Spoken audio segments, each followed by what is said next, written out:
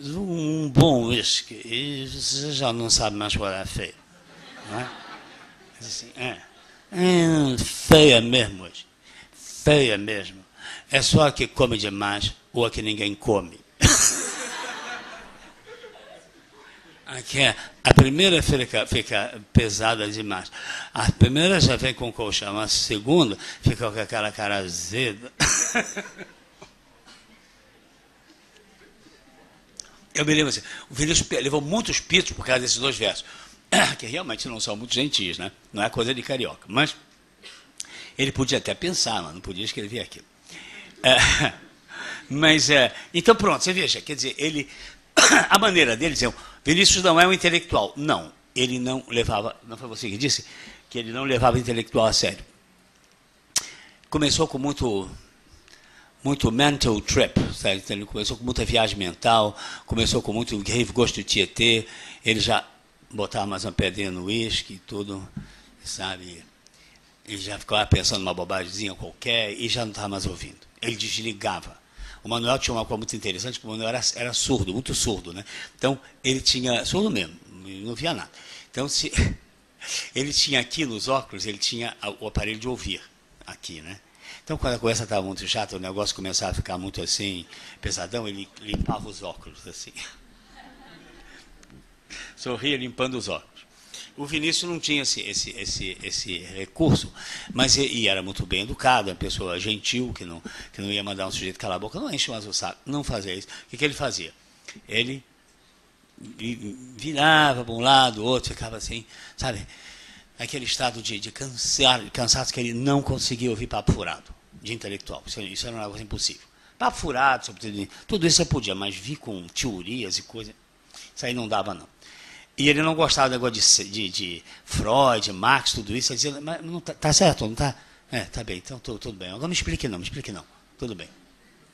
Tá certo, é claro. Marx, Freud, tudo isso estava certo. Ele aprovava e apoiava, mas não me explique não. Que, eu vou perder o entusiasmo. Ele não tinha entusiasmo nenhum. Ele queria era sossego, né? Que negócio todo.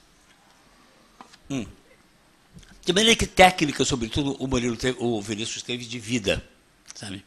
Eu acho que se ele teve uma técnica excepcional no escrever, na coisa, ele teve, sobretudo, uma técnica fabulosa no se esgueirar entre as coisas sem nenhum autointeresse. Isso é que era a coisa mais interessante dele.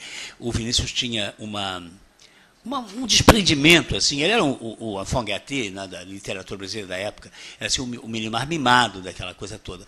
E isso talvez, eu também fui um menino mimado, o que acontece que a gente não se interessa muito pela gente. Todo mundo se interessa pela gente, porque logo eu agora, né? Não está fazendo falta nesse clube, né?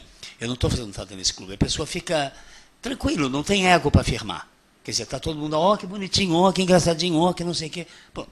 Então você não precisa se elogiar. Num país de megalômanos, isso faz uma grande diferença. Você não ligar para você. Porque também todo mundo liga, entende? Você não precisa. Bom, e o Vinícius tinha essa grande vantagem. Ele era uma pessoa muito atenta a quem chegava a ele. Claro, o Manuel também era. A Dona Cília também, etc.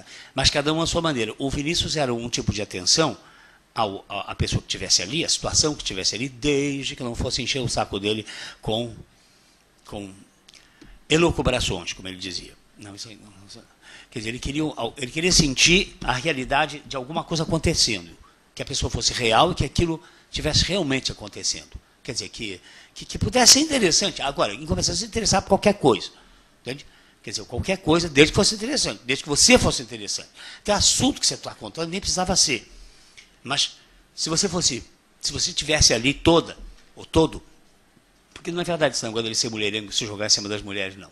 Isso não é nada verdade, era o contrário. Ele era, enfim, fica difícil resistir às vezes. À medida que foi ficando cada vez mais maior celebridade, sempre aquele homem tão simpático, etc. Enfim, era muito difícil, né? E, sobretudo depois, porque a grande paixão da vida dele foi a Tati, né?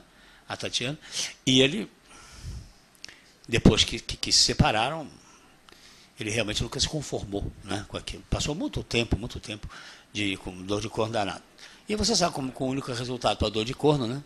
O único remédio para a dor de corno, a única aspirina para a dor de corno, é como diz o espanhol, um clavo saca el otro. Um prego tira o outro. Tem que botar outra de precinho aqui, porque senão, né? Eu vou ficar aqui. Bom, então talvez isso explique um pouco assim essa reputação injusta de que ele fosse um sedutor, um mulherengo. Não era nada disso. Ele era uma pessoa que gostava muito de gente. E claro, né?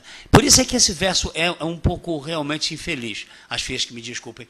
Eu nunca vi o Vinícius, e nunca soube que o Vinícius tivesse essa obsessão com beleza. Quer dizer, para ele toda mulher era pelo menos bonita. O Manuel tem um poema sensacional, que escreveu logo em seguida, quando o Vinícius já vinha falando nisso, como é que é? Meu Deus, como as mulheres são bonitas. Inútil dizer que é do vestido. Se eu pudesse...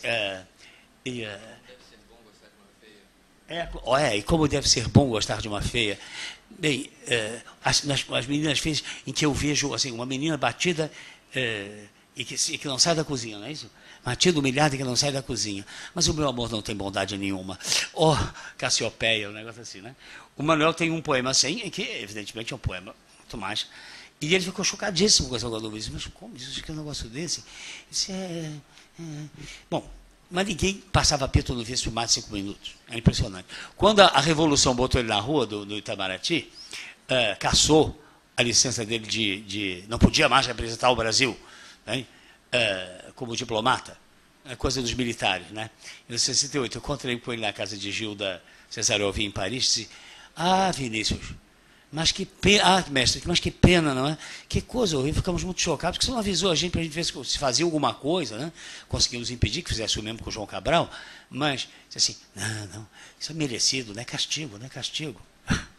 Não, castigo, isso é merecido, não é castigo, não é castigo. Porque ele dizia que servia muito mal o Brasil. Mentira, claro.